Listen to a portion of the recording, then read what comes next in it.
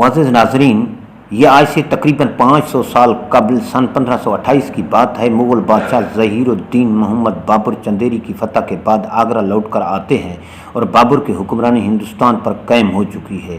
फतूहात के साथ शाही ज़ियाफ़त का सिलसिला भी जारी है। उमरा और सरदारों की दावत में तरह तरह के खाने लगाए जाते हैं। एक दिन इसी किस्म की ज़ियाफ़त में मुख्तलिफ़ किस्म के खानों के साथ चंद खाबों में माहीचे भी दस्तरखान पर रखे गए। बादशाह बाबर भी अपने अमीरों और वज़ीरों के साथ वहाँ मौजूद हैं। उनकी निगाह एक अफ़गान सरदार पर पड़ती है जो कि माहीचे को खाने का तरीका नहीं जानता, लेकिन अपने अंदाज में खंजर निकाल कर इसकी काश करके इसे आराम से खा रहा है।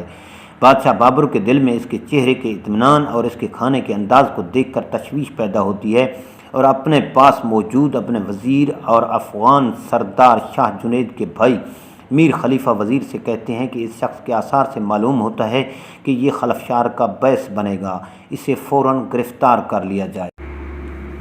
खलीफा यानी कि वज़ीर आज़म ने बादशाह को मशवरा दिया कि उसको गिरफ़्तार करवाना खिलाफ मसलहत होगा और पठान सरदारों में यह तासुर जाएगा कि बादशाह पठानों के ख़िलाफ़ है। गिरफ़्तारी का हुक्म तो मनसूख कर दिया गया, लेकिन बाबर को तसल्ली न हुई। उन्होंने कहा कि इस पर कड़ी नज़र रखी जाए और इसके अहवाल से इन्हें बाखबर रखा जाए, क्योंकि वो बहुत चालाक आदमी है और इसकी पेशानी पर हुकूमत के आसार नुमायाँ हैं।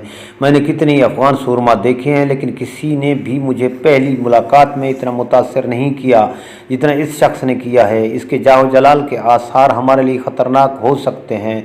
इधर अफ़गान सरदार ने बादशाह को अपनी जानिब कीना तोड़ नज़रों से देखते और अपने वज़ीर से बात करते देखा।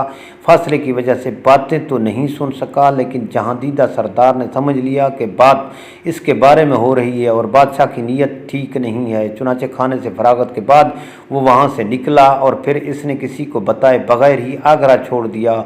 ये सरदार कोई और नहीं बल्कि मुग़लों को नाक चन्ने चबाने पर मजबूर और हिंदुस्तान से बेदखल करने वाला पठान और सल्तनत सूर का बानी शेर शाह सूरी था।